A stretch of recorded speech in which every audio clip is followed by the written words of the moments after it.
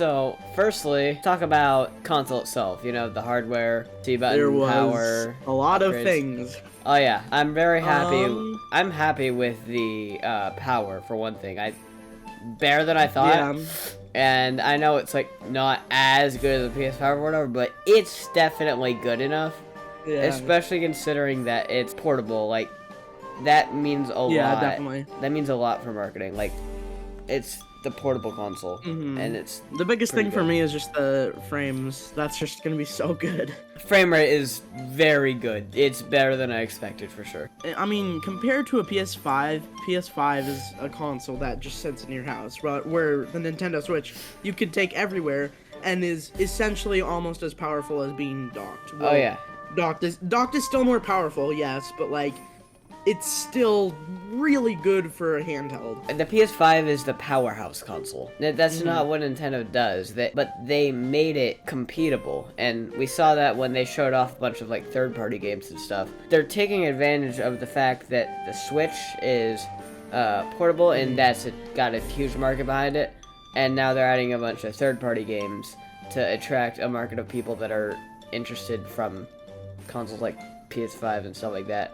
They're like, ooh, I want to play Elden Ring on the go. Like, that'd be awesome. Yeah. I am fully satisfied with the power. And on that note, the pricing of the console, I think that's fine. I was very much hoping that it'd be $400, but I don't think that's an issue. The games is another story, but we'll talk about that later. We'll talk about the games later. How do you feel about the C button? It's just a copy of Discord for a Nintendo, but it's a nice feature. It's not like it's anything bad. It's not a really great. It's not. Well, I think it's good, but I don't think it's like a really good feature. I don't know. I'm kind of conflicted on it, but yeah, to me it's just kind of cool, I guess.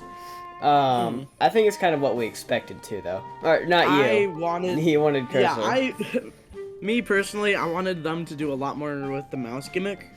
And, like, I wish the button was, like, cursor or something, so you would switch between, like, Joy-Con mode and cursor mode, but yeah, that would make sense. I don't... The way it works, it looks cool. Like, that, the, like, Drag and Drive game or whatever that was, it was kind of cool seeing them, like, switch between, like, using the mouse to move around to, like, motion controls for shooting the ball, which was kind of cool. I think if they went, like, more full-on, did, like, a full, like, social media app type of thing with it, similar to Discord as opposed to just a voice chat, I think that'd be better, and I would love to see that. And then on the last console-related topic, Switch 2 Edition games. Depending on their price, because looking at, like, again, we're going back to pricing, but we should really talk about this later. But anyways, as long as the price is between, like, $10 to $20, because that's what we see in, like, the pricing for the normal games, I think it's fine. $10 is probably around 10 to 15, or, well, 10 or 15 is probably where it's gonna be. I think they are a good addition. I don't really see anything wrong with it.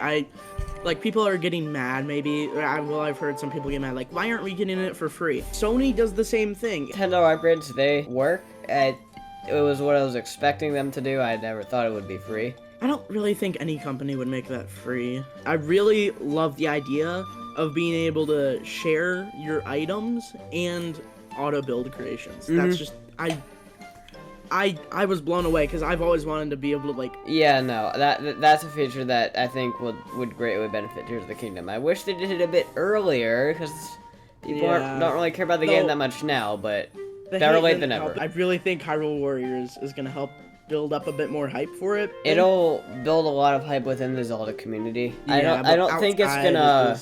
It's not gonna bring the whole world back like it did when Tears of the Kingdom came out.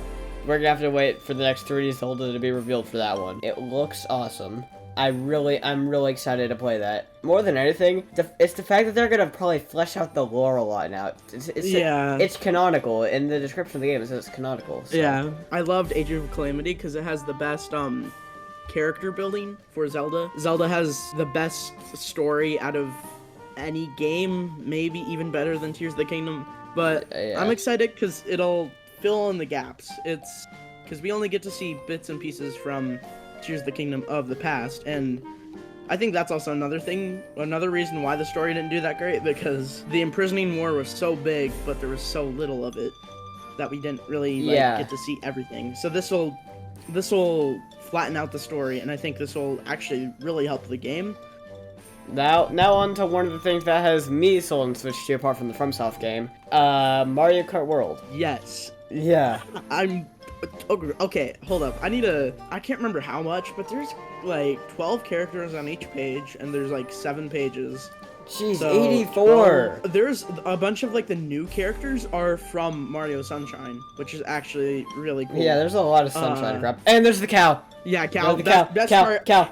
Best part. No, that has me sold. Oh my gosh, dude, I'm so excited to use the cow. Open World Mario Kart was not on my 2024 bingo card, but you know what? I'm especially excited for the knockout mode, personally. I know that's like, not something people talk about much, but that just looks so fun. It's such a fun idea. Yeah, especially it just looks online. like a better battle mode. Yeah, we'll talk about the price of the game later. Don't worry about that now. The game itself looks amazing, though. People were hating on the designs. I love the designs. They look amazing. It looks great. I'm glad that First is getting more items, because you can get a feather now, that was in battle mode before, where you would like you would just give you a little like jump boost, and then if you jumped over someone, it would like damage them. Or whatever, and knock them out. Shortcuts gotta go crazy. But it also acts like a mushroom. So if you time it right, you can dodge a blue shell. The stupid tech demo. It's the stupidest thing you could have done. My guy, no one's buying that. Oh my gosh. Like, what? That made me so mad, because like, it's a tech demo, just make it. The point of it is a tutorial. It's a tutorial for the Switch 2 console. Like, you could literally just look it up online and figure out that you can attach the Joy-Cons magnetically, instantly. Come on, you're gonna find out about the console through a trailer or something else online anyway, like Donkey Kong. I've heard a lot of people not excited about this, but I'm personally really excited. It looks like Mario Odyssey, but Donkey Kong and for the Switch 2. It's going to be the Mario Odyssey for Switch 2. It's like what replaces it in this era of Switch 2. It looks pretty cool. I'm not like the big Donkey Kong fan, but it looks fun. Me neither, but it looks really good. I keep repeating myself, but it's essentially just Mario Odyssey. Yeah. But Donkey Kong, which makes me really happy, because I love Mario Odyssey. I decided to remove the section about prices due to working on a much more detailed video about that as well, but the consensus we came to is that Mario Kart World's pricing either way was problematic, but we wanted to wait and see for the direct before being too upset about it. The console pricing isn't too bad, a little annoying, but understandable-ish, considering it's essentially a portable modern console, as discussed earlier. That's all for now, thank you so much for watching, and I'll see you in upcoming videos of the Switch 2 era.